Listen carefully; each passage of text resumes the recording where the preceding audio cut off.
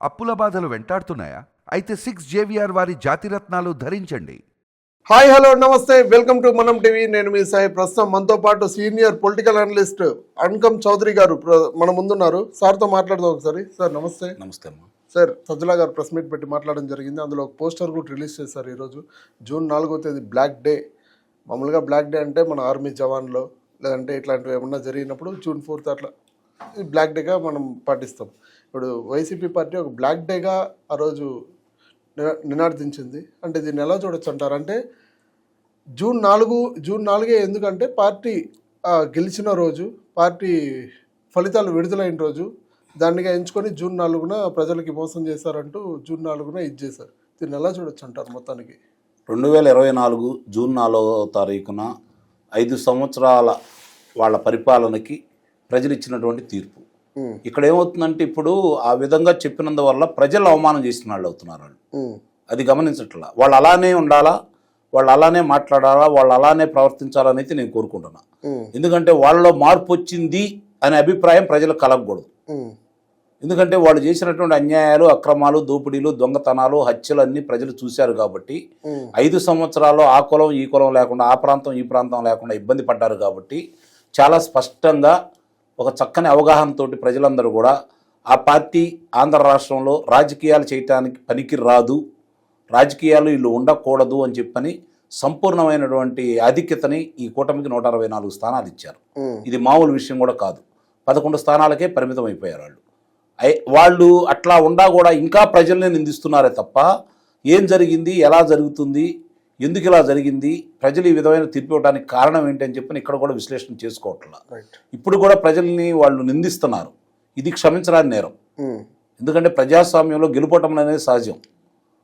ఇక్కడ గమనించుకోవాల్సిన అంశం ఏంటంటే 2014కు ముందు అతను వాళ్ళ తండ్రికి ఏదో చనిపోయిన కారణంగా నాకు ముఖ్యమంత్రి పదవి ఇవ్వలేదు, నా మీద అన్యాయంగా అభియోగాలు మోపారు,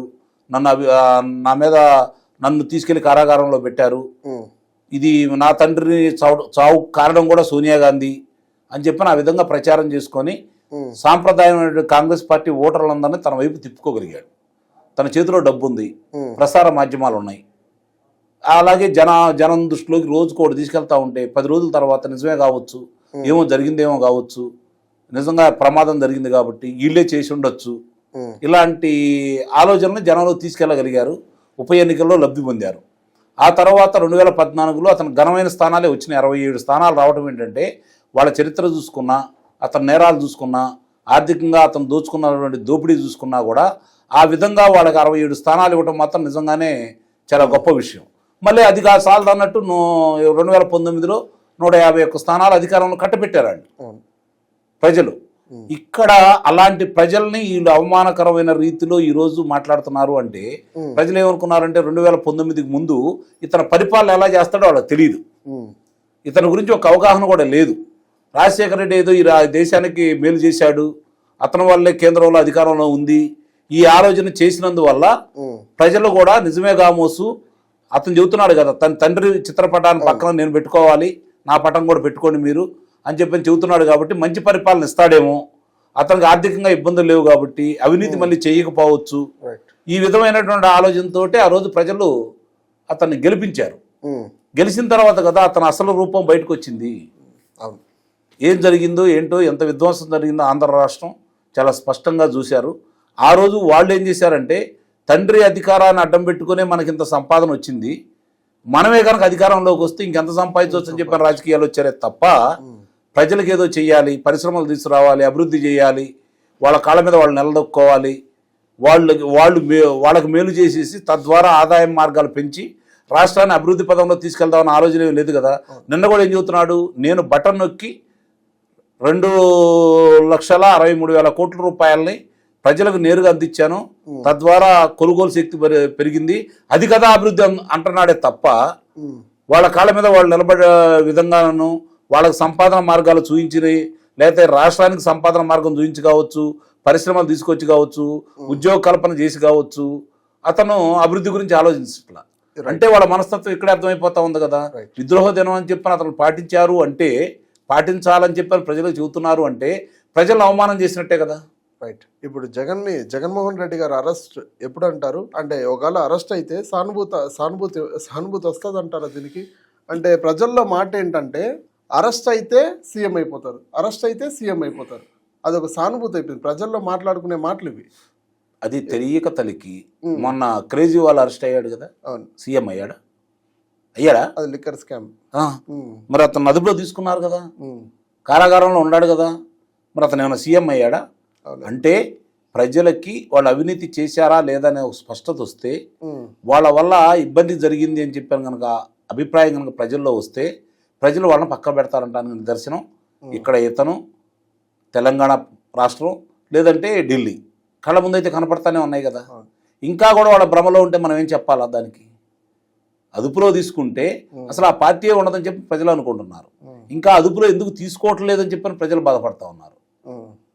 ప్రజలు ఆలోచిస్తున్నారు ఇక్కడ ప్రభుత్వం కంటే కూడా ఎంత వీలైనంత తొందరగా వీళ్ళు అదుపులో తీసుకోండి, నేరాలన్నీ నిరూపించండి, సాక్ష్యాధారాలతోటి వీళ్ళని కారాగార వాసంలో పెట్టండి అని చెప్పని అంటున్నారు. ఇప్పుడు వాళ్ళ దగ్గర ఉన్నటువంటి ఆర్థిక స్తోమతను దృష్టిలో పెట్టుకొని వాళ్ళు దాన్ని ఎట్లా తప్పించుకోవాలి, సహజంగానే అదుపులో తీసుకున్నారు అనుకోండి, రేపు పొద్దున అదుపులో తీసుకోవాలో శిక్ష పడదు కదా, అదుపులో తీసుకోవడంలోనే ఇప్పటికైతే శిక్ష అయితే పడదు కదా. అదుపులో తీసుకుంటారు, విచారిస్తారు, దానికి సమయం పట్టిద్ది, సంవత్సరాల 2 సంవత్సరాల 3 సంవత్సరాల.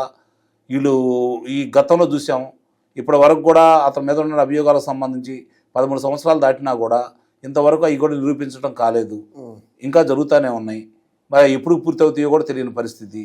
కాబట్టి ఇప్పుడు జరుగుతున్నాయన్నీ ఒక్కొక్కటి చూసుకుంటా ఉంటే అది సిబిఐకి సంబంధించింది, ఈడీకి సంబంధించింది.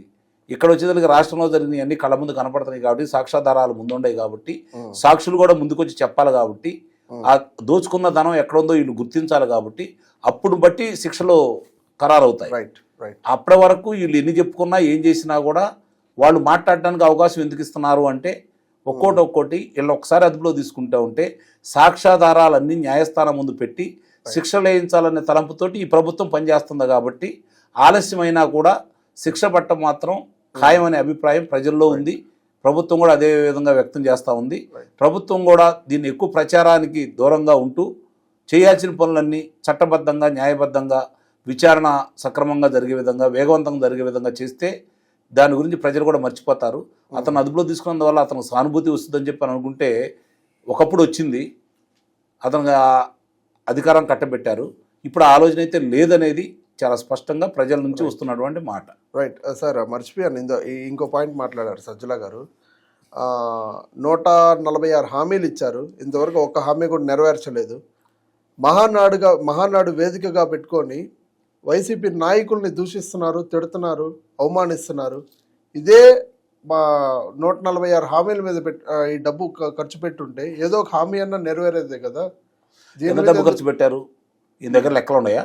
ఈయన వాళ్ళకి ఆర్థిక సహాయం చేశాడా, లేదా అక్కడ కూర్చొని గుమస్తాగిరి కూర్చొని లెక్కలేమో రాశాడా? లాస్ట్ టైమే చెప్పారు కదా వైసీపీ దగ్గర డబ్బులే లేవు అని చెప్పి. మరి వాళ్ళ ఖాతాలో ఎంత ఉన్నాయని చెప్పి లెక్కలు ఎంత ఉన్నాయి, వాళ్ళ నాయకుడి దగ్గర ఎంత ఉన్నాయి అనేది కనపడతా ఉన్నాయి. మరి 26 చోట్ల వాళ్ళు రాజప్రసాదాలు నిర్మించుకునే కనపడతానే ఉన్నాయి. సానుభూతి కోసం ఏ విధంగా మాట్లాడతారు? ప్రజలందరూ నవ్వుకుంటున్నారు వాళ్ళు మాట్లాడేదానికి.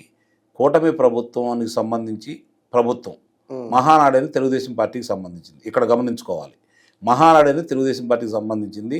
వాళ్ళ జిల్లా వాళ్ళకి కంచుకోవడం అనుకుంటున్న ఆ జిల్లాలో వీళ్ళు పెట్టి ఇంత విజయవంతం కావటం, వాళ్ళకి అవమానకరమైన రీతిలో జూన్ 4న ఫలితాలు రావటం, 3 స్థానాలకే కడప జిల్లాలో పరిమితం కావటం, 2014లో 9 స్థానాలు వచ్చినాయి, 2019లో 10 స్థానాలు వచ్చినాయి. ఇప్పుడు 3 స్థానాలకే పరిమితం అయిపోయిన తర్వాత రేపు పొద్దున 3 స్థానాలు కూడా ఉండవేమో. ఇప్పుడు ఈ అభివృద్ధి చేస్తే, కడపను కనుక బాగు చేస్తే, నీరు అందిస్తే, పరిశ్రమలు వస్తే, ప్రజలు కనుక వాళ్ళ కాళ్ళ మీద వాళ్ళు నిలబడితే మన పరిస్థితి అగమ్య గోచరంగా ఉంటుంది కాబట్టి, రాజకీయాల్లో మనకు సమాధి కట్టబోతున్నారు కాబట్టి అనే అభిప్రాయం వాళ్ళకి వచ్చింది కాబట్టి ఈ విధంగా మాట్లాడుతున్నారు. రైట్. అంతే తప్ప అక్కడ ప్రజా తీర్పును గౌరవించాలని కానీ, మేము ప్రజా తీర్పును గౌరవిస్తున్నాం, మా తప్పులు మేము తెలుసుకున్నాం, భవిష్యత్తులో తప్పులు చేయకుండా మేము ముందుకెళ్తాం అని చెప్పని మిగిలిన రాజకీయ పార్టీలకు కనుక వాళ్ళు ఆలోచించుకుంటే అప్పుడు దాని గురించి మనం ఆలోచించిన వాడు చెప్పే మాటలు ప్రజా సమస్యల గురించి పోరాడుతున్నా 143 హామీలు ఇవ్వచ్చు, 250 హామీలు అయితే ఇవ్వచ్చు. ఆ హామీలు అమలు చేయకపోతే రేపు పొద్దున వాళ్ళని కూడా తిరస్కరిస్తారు. వచ్చే నష్టం ఏంటి? దాని గురించి మీరు మాట్లాడండి, నిజంగా హామీల గురించి మాట్లాడండి. ఏ హామీలు నెరవేర్చలేదు, ఏ హామీల గురించి ప్రజలు మభ్య పెడుతున్నారు, ఎందుకు మభ్య పెడుతున్నారు అని చెప్పి దాని గురించి ప్రజల్లోకి వచ్చి చర్చించండి, ప్రజలను చైతన్యపరచండి. అంటే చెప్పారు బస్సు పథకము, ఉచిత బస్సు పథకము, గోరుముద్ద పథకము, వాళ్ళు మొన్న ప్రకటించారు కదా, జూన్లో విద్యా సంవత్సరం జూన్ 12 తర్వాత తల్లి ఎంతమంది అయితే పిల్లలు ఉన్నారో అంతమందికి 15,000 రూపాయల కాడికి వేస్తామని ప్రకటించారు. 3 సిలిండర్లకు సంబంధించి ఒకేసారి డబ్బులు ఇవ్వబోతున్నారు. ఆగస్టు 15 నాడు ఉచిత బస్సు అని చెప్పారు. రైతు బంధు కేంద్రం ఇచ్చే దాని ప్రకారం మేము కేటాయిస్తామని చెప్పి చెబుతున్నారు. మిగిలిన ఆర్థిక స్వావలంబనను బట్టి మాకు వచ్చే డబ్బులు మా చేతిలో ఉన్నదాన్ని బట్టి మేము పంచుతాము. ప్రస్తుతానికైతే కేంద్రం ఇచ్చే పథకాలను పక్కదారి మళ్లించలేము అని చెప్పిన వాళ్ళే చెబుతున్నారు. వాళ్ళు ఒప్పుకుంటున్నారు. ప్రజలు దాన్ని ఆమోదించారు. ప్రజలు దాని గురించి కోరుకోవట్లా.